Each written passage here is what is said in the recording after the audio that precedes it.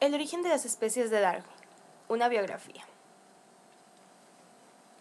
Charles Darwin nació un 5 de febrero de 1809 en Shrewsbury, Reino Unido. Fue el segundo hijo del doctor Robert Darwin y su esposa Susanna Wedgwood. Junto con su familia, Darwin participó en una serie de actividades de caridad y a los 8 años Darwin perdió a su madre, pero sus 3 hermanas mayores se encargaron de darle todo el cuidado y el amor para que no sufra trastornos psicológicos por esta terrible pérdida.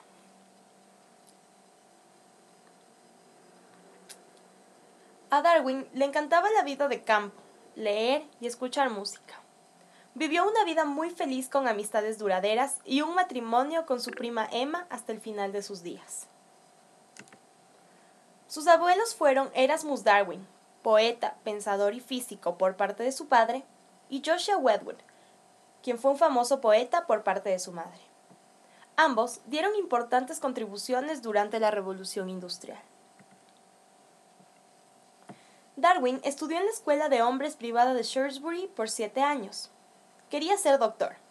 Le apasionaba recolectar especímenes de la historia natural y también le gustaban mucho las clases de química. Él y su hermano mayor Erasmus se hicieron un pequeño laboratorio en casa para experimentar ahí durante las vacaciones. En 1825, la vida de Darwin cambió por completo. Su padre lo retiró de la escuela y lo llevó, junto con su hermano Erasmus, a la Escuela de Medicina de Edimburgo, conocida como la mejor universidad de ciencia y medicina del Reino Unido. Lamentablemente, Darwin se retiró 2 años después, en 1827, debido a una mala práctica médica durante la operación de un niño. Sin embargo, ahí tomó clases de química, historia natural y geología. También conoció a John Edmonston, un taxidermista que le enseñó a rellenar aves. Y también pasaba largas horas con el curador William McGreevey, hablando sobre pájaros y conchas. Muchos autores de la biografía de Darwin creen que sus estudios realizados en esta escuela son indispensables para su trabajo realizado a futuro. Darwin también fue parte de la Sociedad de Plinio, donde conoció a Robert Grant, y gracias a su guía, Darwin hizo su primera contribución para la ciencia. Esta fue acerca de los óvulos de Flustra, diciendo que estos no son huevos porque poseen movimiento. Los observó a la orilla del mar y dio a conocer este dato un 27 de marzo de 1827, presentándose ante la sociedad por única vez.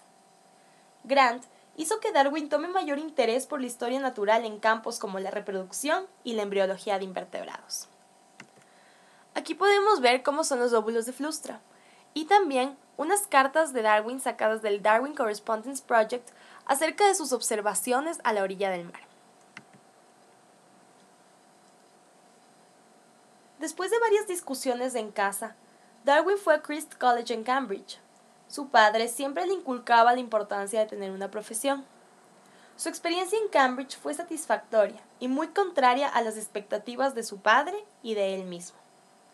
Darwin fue parte del élite medio social e intelectual hasta el final de sus días, e hizo grandes amistades con los profesores, por ejemplo, con el profesor de botánica John Stevens Henslow, el profesor de geología Adam Sedgwick, el filósofo científico William Whewell, el párroco naturista Leonard Jennings y su amigo más cercano, su primo William Darwin Fox, junto con el que se convirtió en un entomólogo amateur con conocimientos acerca de la clasificación de insectos. Darwin cazaba e intercambiaba especímenes de historia natural con sus amigos. Cenaban juntos y a veces se excedían tomando.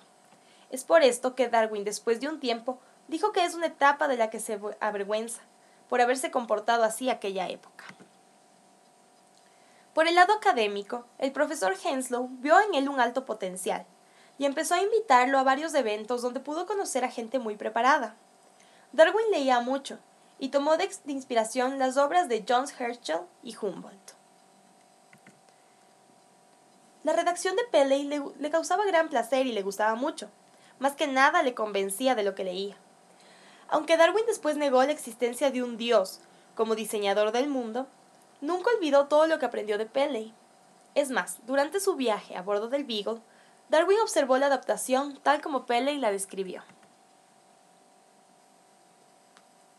Darwin siempre quiso emprender un viaje de experiencia, y aunque aún no lo concretaba, su amigo Adam Sedgwick lo llevó de asistente por 2 semanas a analizar rocas en Whale, lo que aumentó por su pasión por la geología.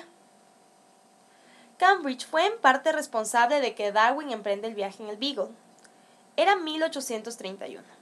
Darwin pensaba disfrutar antes de tener que volver a Cambridge para tener un entrenamiento y educación teológica.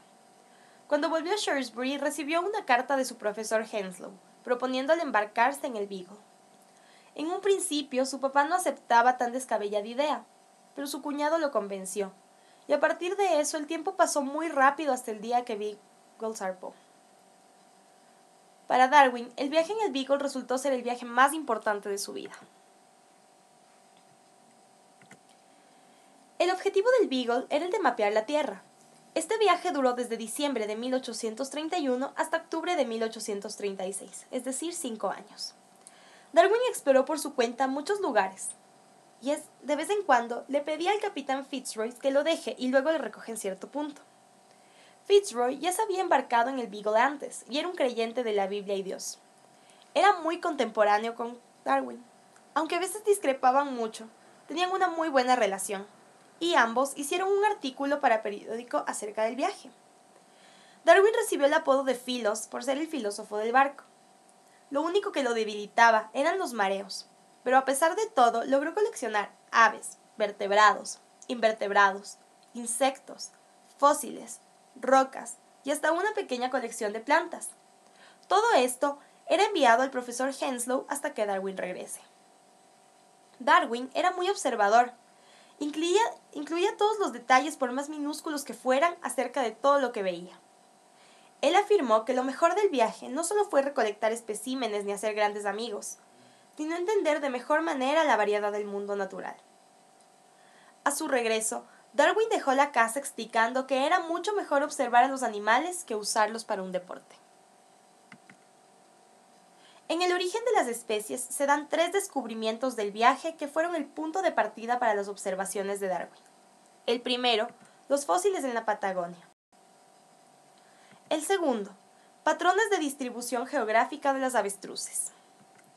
Y el tercero, la variedad de animales en las Islas Galápagos. Una anécdota que cuenta Darwin es que él y la tripulación comieron un ave, y después de haberla degustado, Darwin se dio cuenta que esta era una especie que él quería en su colección. Por esto, se le atribuyó el nombre de Rea darwini, aunque ahora su nombre ya no es ese. Darwin toma mucho en cuenta a los gauchos de las pampas argentinas, a los esclavos en Brasil y los indígenas en Tierra de Fuego.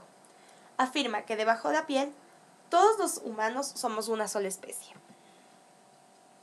Cuando Darwin estuvo en las Islas Galápagos, no se percató de la diversificación de las especies, aunque fue advertido que las tortugas ahí son únicas.